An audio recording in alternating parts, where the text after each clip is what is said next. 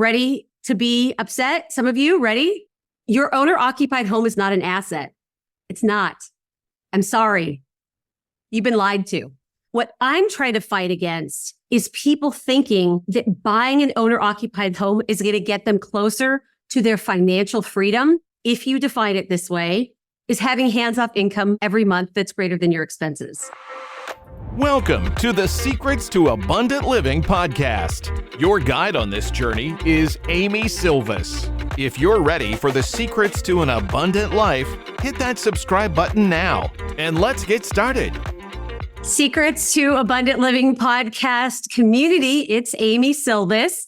It's so great to talk to you all again. There's been so much going on over the past couple weeks since we last hung out. So really excited to be joining you all today to catch you up on a few things. And we've got a pretty hot topic for today's episode. So I hope you tune in and listen to the full episode, because I think if anything, you'll gain a different perspective. Even if you don't necessarily agree with me, I think we're all like-minded in this community in that it's useful to listen to maybe new ideas and new perspectives, evaluate them. And if they're not for you, great, toss them out. If they are for you, then you could apply them to your life, but you won't be able to apply them or evaluate them if you don't hear them, right? So that's where I'm coming from today. But I also want to welcome you to the service of the sun out here in Los Angeles. It is Sunday today when I'm recording, September 8th, and I think it's going to be another 106 day temperature degree today. Really wild. It's been over 100 for several days, and LA's grid is holding on by a string. In fact, if any of you watched USC's home opener versus Utah State yesterday, Saturday, September 7th, unfortunately, some of the lights went out. That was representative of the stress of LA's infrastructure, electrical infrastructure that it's been under because of these insane temperatures. So go LA 2028 Olympics, right? I don't know how all that's going to be held together, but I guess we've got another 4 years to figure it out, right? It's so crazy. Yes, it has been a busy last few weeks in our household. We also went to Las Vegas for the LSU-USC game at Allegiant Stadium. Maybe all the LA people that went to Vegas brought the temperatures back with us, right? Maybe that's what it is, because it feels very similar to how hot it was in Vegas. But wow, was that a wild game? Felt like a bowl game for our season opener. Miraculously pulled out the W there. It was really fun to see LSU fans, though. They are really cool people. I always enjoy getting to know people on opposing teams, unless they're UCLA, then I don't care. Just kidding. No, but it's fun. I don't know a whole lot of folks from Louisiana, so how fun to get to know, people that were sitting around us and where they're from, what they do, what their collegiate traditions are, all that good stuff. I find a lot of joy in that. So I'm sad that they lost, but I really had a good time getting to know some folks down south from Louisiana, Baton Rouge and such. All right. Well, today's podcast is going to be about the sacred cow, the sacred American cow of home ownership. Ooh, it's going to be juicy. Well, thank goodness we have a lot of new listeners every week. So I'm going to set the stage for this conversation, and then we will get into it. We at the Secrets to Abundant Living podcast believe that money is not the end goal to abundance, but money is simply the vehicle to give us the time freedom, the geographic freedom, the freedom of relationships, the freedom of contribution, all of these freedoms that we can live our life, design our life in any way that we see fit. And having ample income that we don't necessarily have to trade our time for can help us get to these freedoms. So on these solo episodes, we talk about the vehicle, the financial vehicle, the hands-off income vehicle, to give you ideas, education. I sometimes talk about my own thoughts, my own strategies. Again, not to give you financial advice, because we never do that here, but just to give you education and ideas. Again, as I said at the beginning, examine them. If they apply to you, great. If they don't, toss them out by all means. So today's sacred cow is this concept of the American dream, which is home ownership. And I felt really compelled to talk about this because I've talked to a couple folks over the past few weeks. I talk to just a lot of investors, right? They tell me about what their goals are, where they currently are financially, et cetera, et cetera. And I've had a couple folks recently tell me, gosh, Amy, I bought a house recently. I put down a down payment. Houses are not cheap these days, hundreds of thousands of dollars. And I am cash poor. I invested everything in this down payment for the house, paying taxes, paying insurance, making sure I've got some reserve for repairs and maintenance. So I am really excited that I have the house, but I'm feeling a little nervous because if my job lays me off, if I want to downsize, if I want to move, and the market isn't exactly where I want it to be, it's tough to get out of that situation.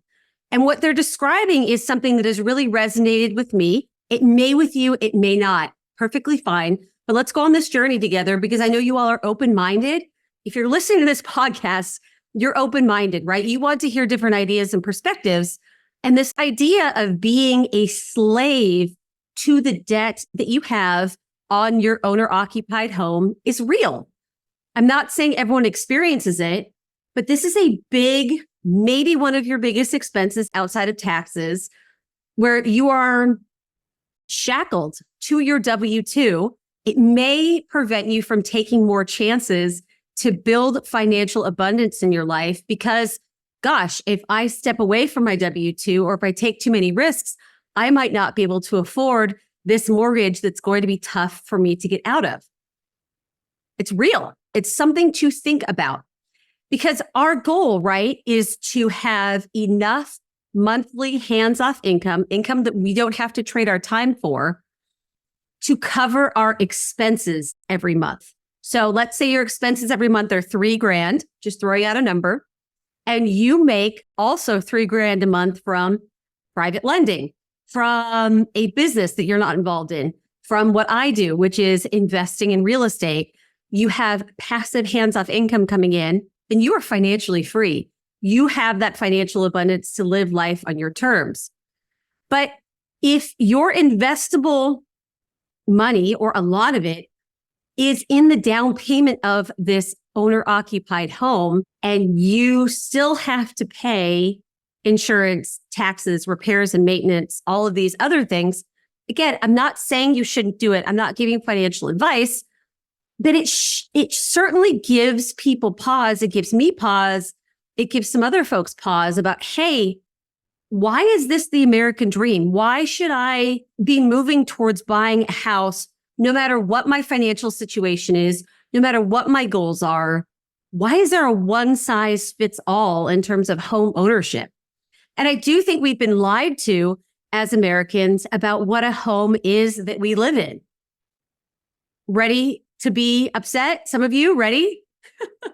Clutch your pearls. I don't have pearls on, but I'll clutch my necklace with you. Your owner-occupied home is not an asset. It's not. I'm sorry. You've been lied to. So let me straighten out my pearls here, straighten out my necklace after I clutch them. What is an asset? An asset is something that puts money in your pocket every month or every quarter. That is an asset. But Amy, my home is appreciated. Okay. Do you have access to that cash? Maybe. You going to refi with these interest rates right now? Are you going to do a HELOC? Do you have access to it? Maybe. Maybe not. Amy, it might appreciate. I invest in California. Homes always go up in value. Maybe. Do they go up in value in real terms or nominal terms? Ooh. Nominal terms are without keeping inflation in mind. Real terms are keeping inflation in mind. So again, there is gambling, there is investing. I'm not saying you shouldn't buy a home and you shouldn't hope for appreciation and be excited if your owner occupied home has appreciation. I'm not saying that. What I am saying is if your goal is to have financial freedom, you may want to consider the vehicle to getting there having enough hands-off income every month that covers your expenses, and putting money on investing, gambling, whatever you want to call it, a whole bunch of money into a home for a down payment that is not cash flowing because you're living in it isn't going to get you to that goal. Now, if you sell or refinance the house, will you get a big chunk of change? And might that one day, hopefully, fingers crossed, be a big sum of money that you can use to pay for expenses that you can draw down from, and that pile of appreciation you can gradually erode and draw from over time? Sure. But this is a different perspective. And I'll tell you this firsthand. My husband and I rent our home. We have plenty of money to buy a home in Los Angeles. That's not the issue. But the money that we would use to put as a down payment on a house, we invest in our apartments. Now, why is that? A whole host of reasons. One of them is that our apartments pay us cash flow, whereas living in a home does not. And our goal is to have hands-off income that we don't have to trade our time for. So for us, the calculation was very clear that we know how to invest for hands-off income. We get that. That is a bigger priority for us than having a home that may or may not appreciate in real terms versus nominal terms, that may or may not give us the appreciation that we're looking for. We can, and you can do this not just in real estate, right? We've chosen real estate. That's our vehicle. With our apartments, we can force appreciation. Apartments are valued based on net operating income, revenue minus expenses. Hang on there. I know this is getting a little technical, but I want you to understand this. Net operating income is revenue minus expenses. We have the ability as apartment owners to increase our revenue. How? We can increase our rent. We can increase application fees. We can bill back utilities. We can also decrease expenses. We can become more efficient. We can become more effective. We can reduce the number of residents that leave, which is called our turnover cost, our cost to get units ready when a resident leaves and we need to prepare a unit for a new resident to come. It's a big expense. If we treat our residents well, they'll actually leave less often, and that'll be less turnover expense, which again, you lower expenses or you increase revenue, you're increasing net operating income in an apartment, and that increases the value. Show me how to do that with a single family home. Yeah, you can do a few little nice things, maybe improve the curb appeal, maybe, upgrade the appliances of the kitchen, make the bathroom look better. You get it. But is there a direct correlation to how you can force appreciation of your single family owner occupied home to the activities that you do? The line of sight to that is a little less clear to me. I would rather have more control, more cash flow. That fits what we are looking to do. So we see this down payment on a home, increasing insurance, increasing property taxes, increasing repairs and maintenance as an opportunity cost to what we can get when we invest in our apartment buildings. But you can change out apartment buildings to private lending, to bonds, to stocks with dividends, to all sorts of hands-off income generating activities. But let me remind you, I am not here to tell you it's a bad idea to buy a home and live in it. That is not what I'm trying to say, to beat a dead horse. I just want you to know what the result is of what you're doing. For some people, living in an owner-occupied home is peace of mind, and that works for them above and beyond any financial anything that anyone can tell them. Great, go do that. By all means, again, not telling you what to do, but I applaud that. What I'm trying to fight against is people thinking that buying an owner-occupied home is going to get them closer to their financial freedom. when what their financial freedom is, if you define it this way, is having hands-off income every month that's greater than your expenses. That's all. Just be informed. Just know what you're doing. If you're going to buy an owner-occupied home that isn't an asset and it's rather a liability, then just know I'm buying a liability. I own a car. My car is a liability. That doesn't mean I shouldn't own a car, but I know that my car is a liability. My car is not putting income in my pocket every month. It costs me gas. It has repairs and maintenance, right? There's all sorts of things that take money out of my pocket every month. It doesn't mean I shouldn't own a car, but I am a financially literate woman that understands the greater picture, right? That's all I want you to understand with your home. Have you ever thought about having multiple streams of income? Instead of relying on just one stream of income where you're trading your time for money, how would you like to free up more of your time and live a more abundant life? As a listener of the show, you're invited to attend one of our upcoming trainings where I'll give you an inside look into how you can add passive income and get all the other perks of recession-resistant real estate investing without the headaches of being a landlord. We'll also be sharing some hidden mistakes to avoid and the criteria I personally look for when evaluating potential investment opportunities. To reserve your seat for free, go to silviscapital.com/webinar. Again, that special link to reserve your seat for free is silviscapital.com/webinar. I look forward to seeing you on the training. And now back to the show. I was at an amazing birthday party. I'm not going to use names because I haven't gotten their permission to talk about them on this episode. But I was at a birthday party yesterday, actually at my aunt's gymnastics studio. She's got a really cool gymnastics studio here in Los Angeles. But my dear friends were there. And how one of my friends who also invests with me, how his face lit up when he learned that my husband and I are renters by choice. They're also renters by choice, but just the affirmation that I saw in his face of, oh my gosh, we aren't the only ones. Oh my gosh, we see someone else who thinks this way.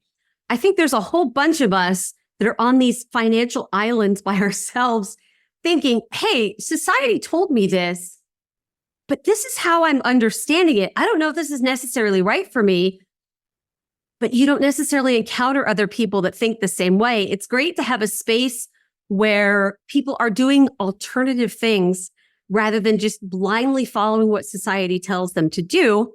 And I want whoever's listening to this who may be like-minded to know that you're not alone. And there's nothing wrong with that choice. And there's nothing wrong with the choice of buying a home. Please hear me loud and clear. I'm not trying to diminish that. I'm not trying to tell you it's not something you should do. I just want you to have the clarity of what your actions are doing, how they are or are not getting you towards your goal, right? The last thing I want you to do is to think you're making a decision with your money, thinking it's going to get you towards your goal, when in fact, it's not. Take the step of something that isn't getting you closer to your goal. That's fine. Just know that that's what's going on.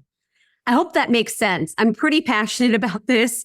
What I do isn't for everybody. Obviously, we are in the minority, but that's okay. That's the freedom that education gives us to make well-informed decisions and understand on our journey these goalposts of how far and how well we're progressing towards creating the lives that we want to live. So if you're out there being a renter by choice, I celebrate you.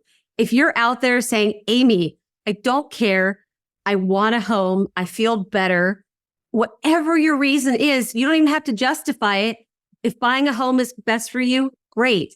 I just don't want you falling into a situation where you feel more trapped, you feel cash strapped, you feel like a W-2 slave because you put yourself in a situation where society just told you it's what you should do. If you've listened to this podcast for any number of episodes, you know that we proudly go against many of the things that society says we should do. Not because we're just, I'm some 43-year-old white suburban lady out here just trying to be a rebel. No, not at all. That's not the cause. The cause is designing a life that we are so excited about and passionate about because life is short and we are meant to live free. And whatever that looks like for you, you should work towards that. So, I hope you have enjoyed this episode. Even if you disagree with me wholeheartedly, great. Cheers to you for taking a chance and listening to a different perspective, incorporating it in your brain, assessing it, saying, hey, Amy, that's cool, not for me. Or maybe on the other side, maybe you're thinking, gosh, I thought I was the only one that thought of this. I can't believe other people out there are living like this, and it's contributing to their financial abundance. Either way, I applaud you for being open-minded. And if you've gotten this far in the episode, I'm going to ask you with all sincerity to please rate and review this episode. It means so much to us as we give exchange of value. If I've given you value, you can give me value back by rating and reviewing this episode, whether it's Spotify, YouTube, Apple Podcasts, and then hit share. I'm sure there is someone in your network, a friend, a family member that will get value from this. Even if it's, can you believe this Amy Silvis lady? She's talking about, just renting forever. Can you believe how crazy she is? Great. Go share this with them. Or if you have someone like my dear friends that I got to spend precious time with yesterday who were of the mind, oh my gosh, I can't believe someone else is doing this. I feel so seen. I feel reassured that I'm not the only one. Either way, you all are fantastic. I appreciate your support of the podcast so much.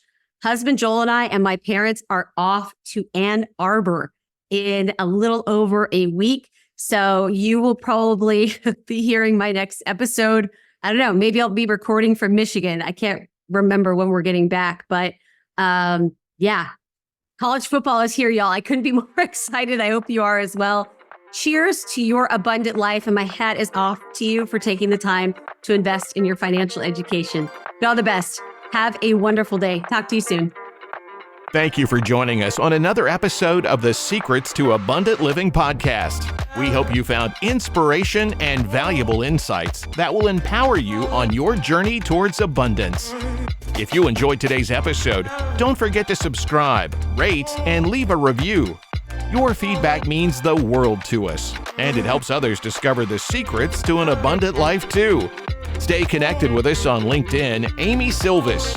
Keep striving for your goals, nurturing your relationships, and embracing the adventure that is life. Until next time, we wish you an abundantly fulfilling day.